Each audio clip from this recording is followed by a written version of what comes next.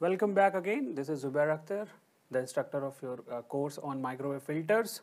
So in previous classes, we have gone through various theoretical analysis and practical implementation of filters. And recently, we have also seen when we translate our lumped component filter into an equivalent transmission line filter. So we have seen the Richard transformation where the inductor is replaced by a transmission line which is short circuited and a capacitor with a transmission line which is open circuited. So just think of a situation where you have, say, a filter, a low pass filter prototype, something like that, and it's going on. So based on Richard transformation, we need to replace this inductor with a transmission line and a short circuited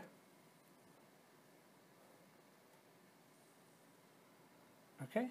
So with Richard transformation, we need to have this configuration. So this is a transmission line and the length of this transmission line is lambda by 8. So if we think of a series transmission line which is short circuited, it's really difficult to fabricate, or it's really difficult to think about a series component which is short circuited in a distributed network of transmission line. So in order to practically implement this series element, so the CRODA provides certain identities by which we can, so this is a series, this is series element, and we can replace it with a open circuited parallel stub. So this is a series shunted stub, we can replace it with the, and that would be very easy to fabricate in our printed line. So CRODA also gave an identity to fabricate the series shunted stub into a parallel open stub. So there comes a little kind of freedom we have got in practically implementing these kind of filters. There is another class of filters which is called stepped impedance filter, that is made of this transmission line. So in this class, we're going to explain that concept. So stepped impedance transmission line based filters. So the concept is very simple.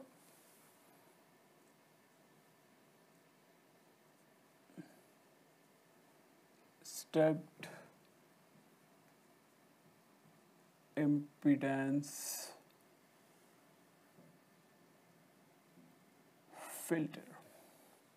So this is also called as high Z, low Z filter.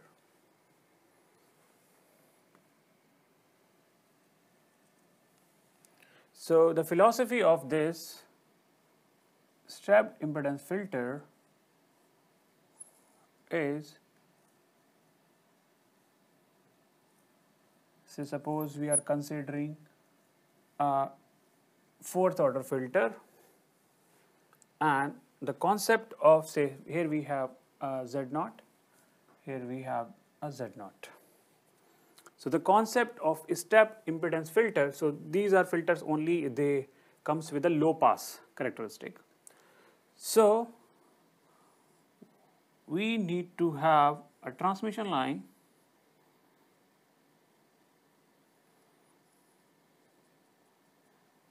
this is Z0, then we have another transmission line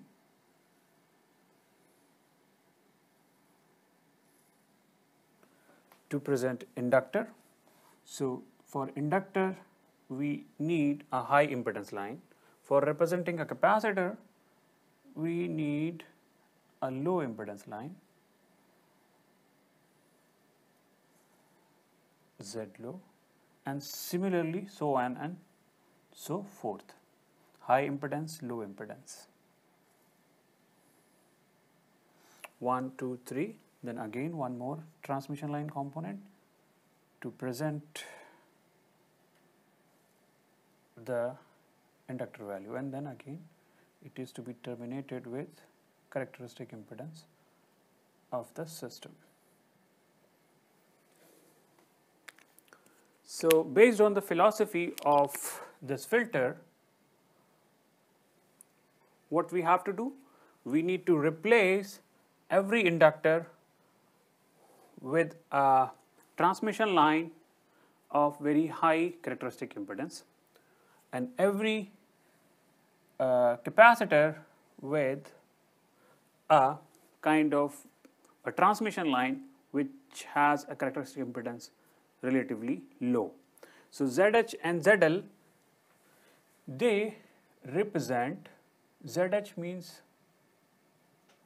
high Z0 and ZL means low Z0. So this is the philosophy of designing a step impedance filter. Now the very important thing is how we can replace an inductor to a transmission line which is having a very high characteristic impedance, and we would like to see like under what circumstances this approximation is valid. Okay. So proving this mapping from like an inductor to a distributed transmission line, we need to analyze a transmission line in a closer way. So suppose we have taken a transmission line section into the consideration which is having a length equals to physical length equals to L, and the characteristic impedance of this as Z0. Okay. So if we are trying to say get the transmission line parameter, ABCD parameter of this line, so the ABCD parameter of this transmission line is, so I'm referring to one of the standard results. You can also refer these results from the book Cot of Beta L, and this is J Z0 sine of beta L, and C is equals to J Y0 sine of beta L and cosine of beta L. Okay. So what our aim here is to have the equivalence between this series inductor and this transmission line. Okay.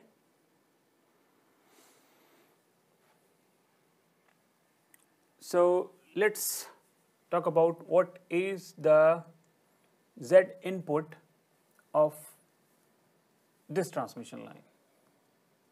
Say Z11,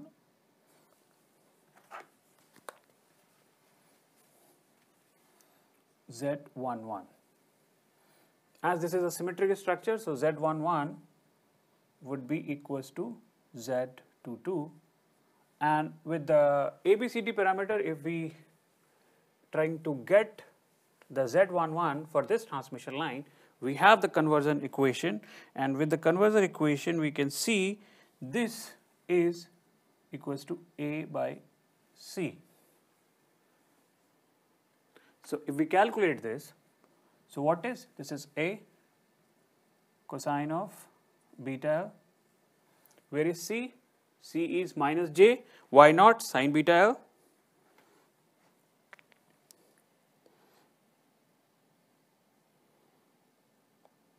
I guess I have written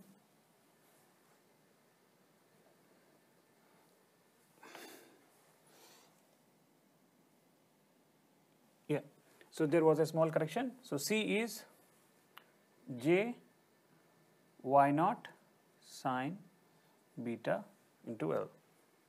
So if we calculate this, so this comes out to be negative J Z naught, and this becomes cot beta into L. Okay. Now we would like to see what would be the Z12 for this transmission line.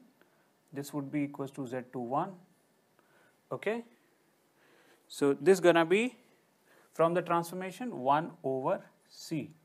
So 1 over C we can say directly from here, 1 divided by C is J Y naught sine of beta L. So we can write this as minus J Z naught cosec of beta into L. Okay.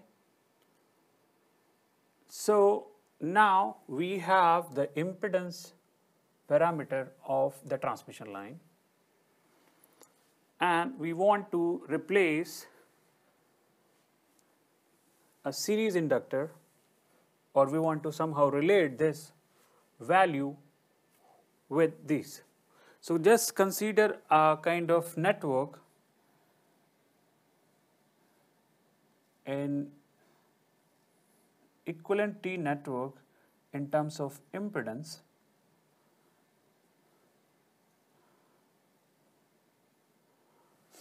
Okay, so this is our Z1, this is our Z2, this is our Z3. So we have considered a system of impedance which is similar to our low pass network, which is a kind of T network. And if we try to formulate what would be the Z11 for this, so Z11 for this would be Z1 plus Z2. Okay. And what would be the Z12? Z12 would be Z2. Okay. And what we are trying to replace? We are trying to replace this value with this transmission line. Okay. So this component with this transmission line. So what gonna be this value? Z1, if we calculate from this equation, so Z1 would be Z11 minus Z2, which is equals to Z12. Okay, so the first element, if we want to calculate this value Z1, so this is basically Z11 minus Z12. If we use this same expression for transmission line, so we have this equation, and if we want to calculate the first element, which would be the Z1, so we need to have a value of Z11, which is minus J Z naught cot of beta L, and minus Z12, so again minus J Z naught cosec of beta into L. So now we need to solve this. Okay, so it could be very easy if we take a common, and this will become cos beta L divided by sine beta L, and this gonna be plus, and then again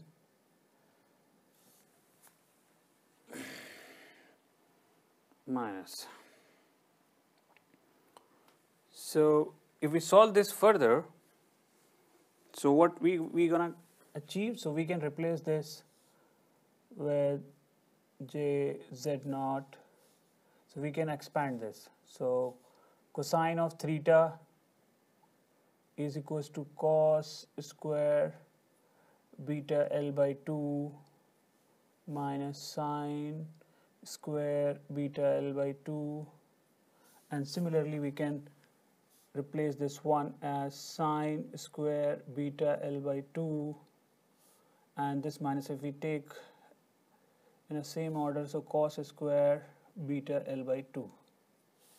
Okay, and we can also express this sine beta L 2 sine beta L by 2 into cosine beta L by 2.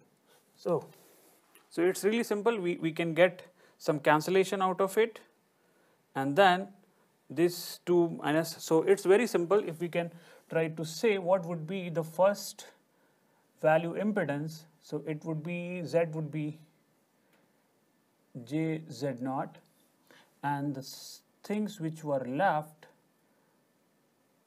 would be like this: sine square beta L by 2, it's only sine, and cosine beta L by 2. So one sine will cancel this power, and this will become J Z naught tan of beta L into by 2. Okay.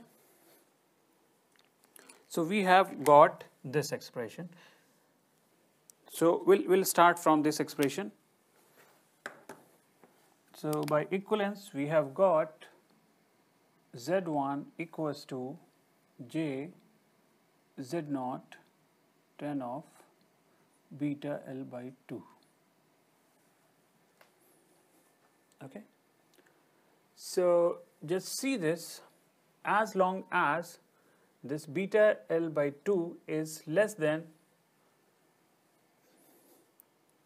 pi by 2, so we can see, like, as long as tan is in the first quadrant, like this. So say this is your cosine, this is pi by 2, this is sine function. So excuse me for my drawing, bad drawing, anyway. So if it is reaching it. So this is representing a cosine function, this is representing a sine function. And now tan would be something like, when pi by 2 is, when this tan, the argument of tan less than pi by 2, it is having a positive value. And however, for greater than values, so it will have something like this nature, the tan of theta. So as long as the argument of the tan is less than pi by 2, which is here, we are having a positive value. So as long as we have this component as a positive value, this will represent a inductive reactance. Okay. If we are somehow goes to in this region, then we can say we can have a capacitive reactance with this expression, because this sign of tan gonna be changed. So as we are having a series element as an inductor, so we need to work on only this region. So which is the argument of the tan should be less than pi by 2. Okay, so this is representing a inductor. Really simple. Okay.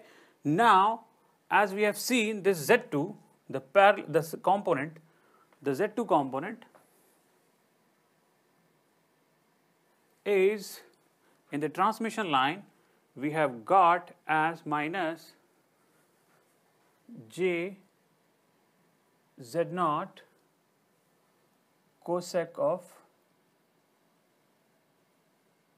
beta into L. So this is representing, as long as the cosec is positive, this gonna be a capacitive reactance. So it's also argument of depends on the beta L. Okay. So now we need to see how this transmission line, whose impedance parameters are expressed here, how we can translate into the series L and C of the lumped components. So based on this condition, the argument of this function, when it is less than beta, say beta L by 2 is less than pi by 2, and we are considering Z0 value is a high impedance. So this, if this is high, so what gonna be here, and this is very low, so Z1 can be expressed J Z0, and this beta L is so tan of theta equals to theta when theta is small. So we have got somewhat like this, and this Z1, if we say in terms of equivalent circuit,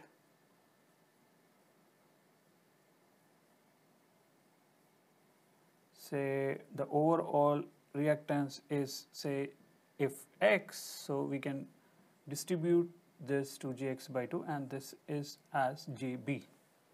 So now I'm taking the inverse of it, okay, so it's not minus sign here. So now if we equate these two, so J x by 2 is equals to J Z0 beta L by 2. So if we cancel out each and everything here, so what we have got, the reactance of X is equals to Z0 beta into L. Okay, so this is the first expression under the approximation. The second thing is, if we say from this equation and we want J B to be equals to, so if we talk in terms of admittance component, so this gonna be J Y naught sine of beta L. Okay. So now if we say B, what's B for theta equals to small, so sine theta can be replaced with theta, so B gonna be equals to Y naught beta into L. So these two expression is called the transformation equations. Okay, so now in the next session we will see like how we can relate these X and B are directly related with our G parameters, and we can calculate. So now here the condition is like where the Z impedance is very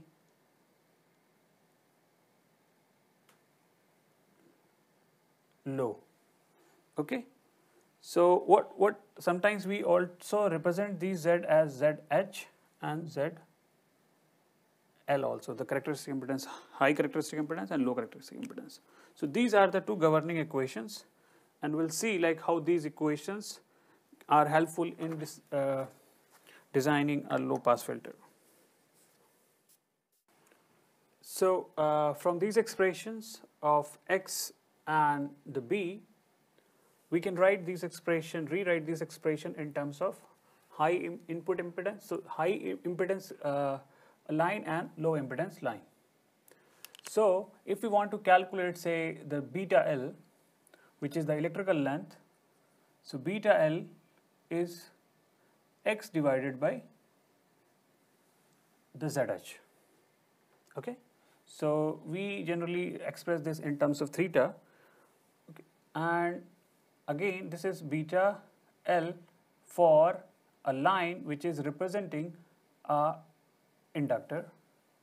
Okay, and then secondly a beta L for a line which is representing a capacitor is equals to B times into ZL. Okay, so as we have seen, like these X and B are these are the normalized values, so we can also express by impedance scaling these terms as, say, this X is representing L, so for inductance we need to multiply system impedance on the numerator, and for this B is representing as C, the capacitors. So C into ZL divided by the system impedance is divided for this. So the beta L is calculated by these two expressions. Okay, so and this is the thing, yeah, okay.